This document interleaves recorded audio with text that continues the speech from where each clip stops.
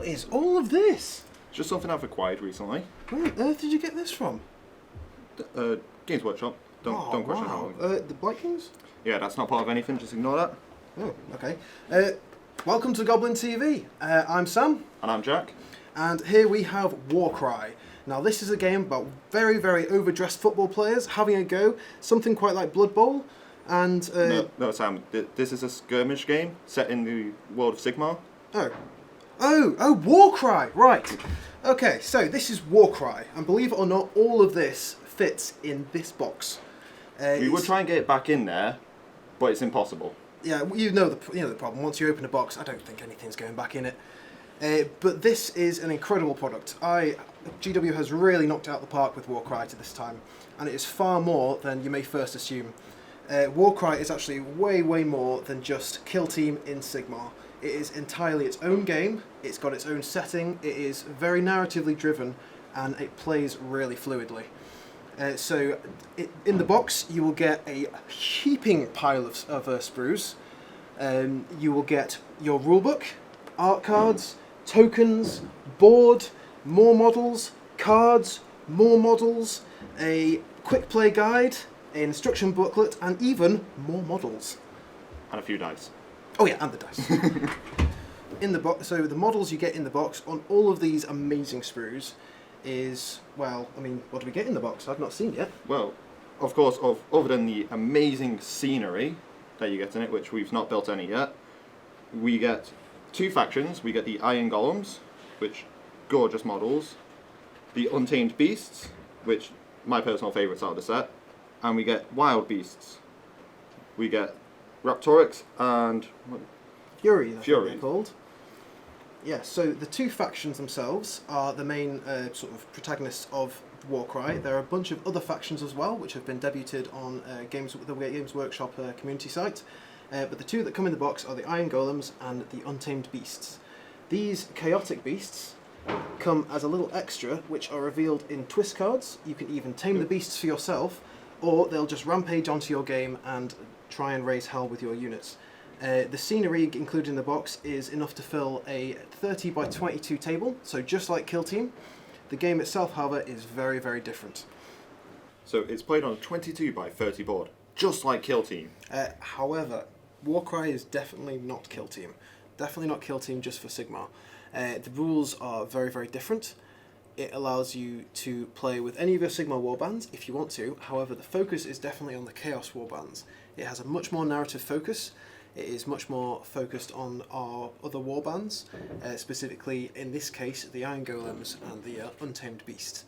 Also, the rule set, unlike Kill Team, is completely different from Age of Sigmar.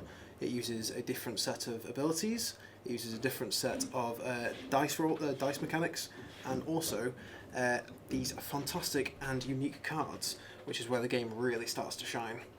So with each card you get a deployment map, you get a scenery setup, a terrain setup, you get the victory conditions, and you get the twist cards. So what's in the cards then? Of course, you get the scenery one, tells you how to set up the scenery. It's using all the ones from the core set. Then the deployment. Something to note between these two, they have arrows telling you the orientation of both of them, so you'll be able to get them perfectly aligned and have your deployments perfectly with the scenery. Something that we've had issues with, and we've seen people issues with in Kill Team, on how the scenery plus the deployment should be set. And of course we've got the victory condition, and so of course this will always change for each game. And then we've got the very special twist cards, and these can go from anywhere from having to draw more twist cards, to having wild beasts in your game, to having effects which actually either benefit or hinder your warband. Twist cards make the game extra spicy. These give you unique conditions that appear throughout the entire game, and will both hinder, help, and add interesting and spicy mixtures to the game. So, for example, this one is called Double or Nothing, which means you then draw 2 more twist cards. And whilst drawing those 2 more twist cards, you can also then draw potentially more twist cards, which leads into a massive ladder of interesting effects, different abilities, and things that will affect the entire game.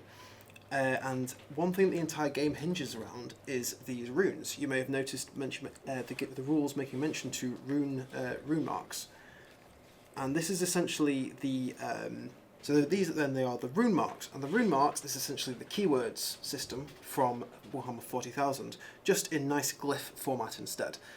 So rune marks determine exactly your faction, the abilities your factions can use. The twist cards each have their own specific rune marks that affect specific things. The same with beasts. Everything has its own rune mark, and the rune mark allows you to keep track of everything in the game super simply.